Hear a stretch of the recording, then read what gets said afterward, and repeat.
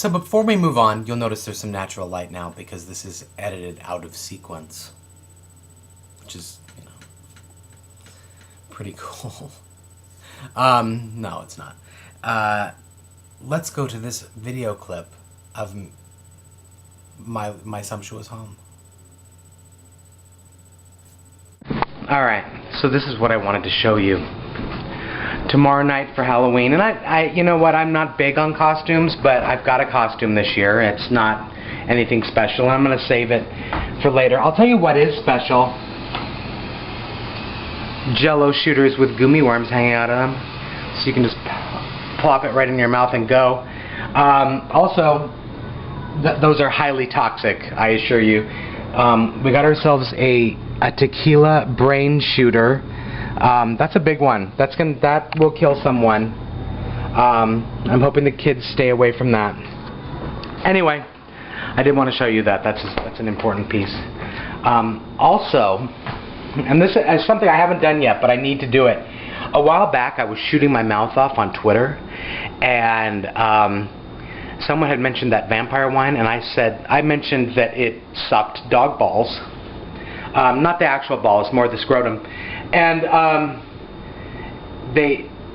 you know who was following me, or who immediately jumped on it? The vampire wine people, vampire wine, them. And then they sent me a whole bunch of vampire wine and said that I should taste it. Well, I opened up their True Blood vintage. It's a True Blood Syrah, which, you would think would be their best thing. It is so bitter. I'm hoping the Pinot Noir will be a little bit better, but we'll see. I plan to do a vlog on that at some point in the future. A live wine tasting. We'll see how that goes. I'll keep you updated. Oh, wait, you caught me reviewing some film that I just took when I went downstairs. I'm going to fit that in right here. Anyway, so where were we? Oh, okay.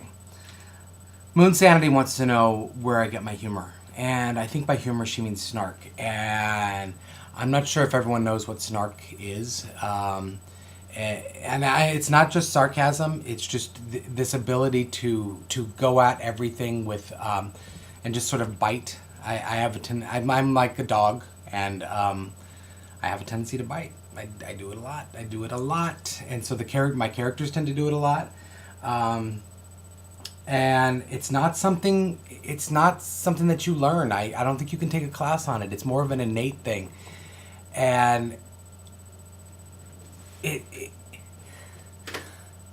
that said, that's ridiculous. It is learned.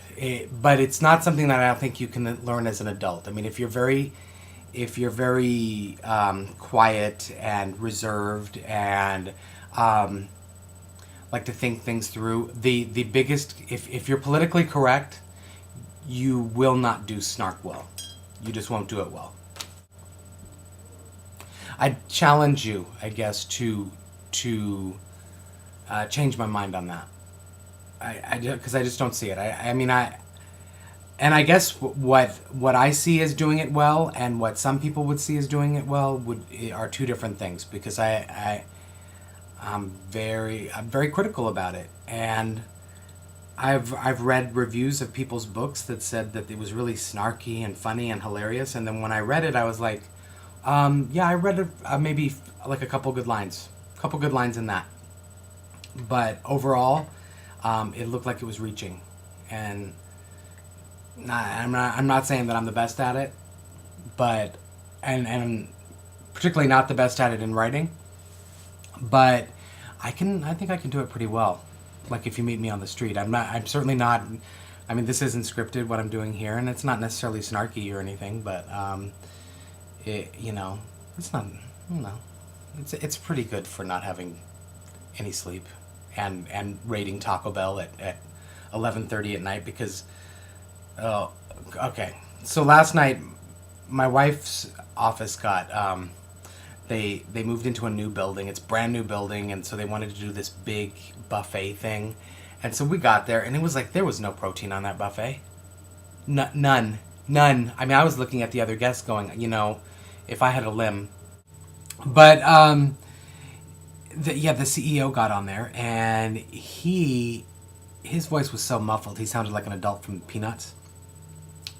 Like he was calling in his entire speech from the inside of a uterus. And I don't know. It was a little odd. We got out of there pretty quickly after that. But as the night went on, I was fucking hungry. I was dying. So 11:30, there we go out because I had to get a Crunch Wrap. So 12 o'clock, I was in full food coma, and there you go. But I digress. What I did want to mention is that I have a rock band injury from drumming. Right there, that right there is Dakota Cassidy's fault. That little blood blister has her name written all over it. Her tiara wearing ass all over it. It hurts. This is a writing injury too, because I cannot write today because of it. I have to vlog everything. All of my books from now on are going to just be vlogs. You open them up and it's vlogs. Dakota Cassidy. Anyway. More on snark. Let's see. Besides the fact that I've got the snark handbook here that I'm going to give away to an aspiring writer. So you need to leave that in your comment. Let's see. Jaye Wells and I did a panel on snark that was like horribly scheduled at Conestoga at like 10 in the morning or 9 in the morning. So we both stumble in completely hammered still. I think I was still drunk from the night before. And there was and please put in the comments if you were there. It was just this room of people who looked bright-eyed and ready to go. And I could not have been judging them more. I was like, what are you? Fresh-faced at 10 a.m.? 10 a.m. on a Saturday morning. It just goes to show someone hates us. Anyway. Speaking of Jay, she announced on Twitter, but I'm gonna just pick up on the announcement here. She's gonna be staying with us for a week or so to promote her new book up in the Pacific Northwest, up in Urban Fantasylandia, with Team Seattle and such. And if you guys don't know who Team Seattle is, shame on you, because it's a concept that's sweeping the nation, and we're franchising. We've yet to get any money from the franchising, but one day we might. But anyway, so Jay's coming, and we're gonna put together a Powell's signing and a signing up in Seattle, and she's gonna be at NorwestCon, which is gonna be super fun. And let's see, and I'm gonna make her smoke on my front porch. She can't even smoke on the back porch. She has to do it in the shame of the front. If she's even smoking. So that's it. That's just a little announcement. But oh yeah. So snark. I have nothing more to say about snark. I don't have any more. I mean, if you don't, it's just it's kind of a way of seeing the world and seeing all the pain and the horror of it, and instead of going, that's horrible, which is, I mean, I see that a lot, or that's child abuse. That's disgusting, and of course it is.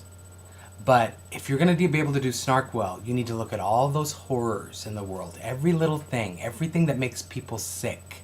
Whether it's driving a Hummer and leaving it idling at the corner while you run in for your blood diamonds or whatever. I don't care. What you need to be thinking is, how do I make that funny? That's it. That's the whole thing. It's like, yeah, that's horrible. But is it as horrible as the fact that every time I go to the bathroom in the downstairs toilet, someone has forgotten to replace the toilet paper? Is it any worse than that? I don't know. It's hard to say.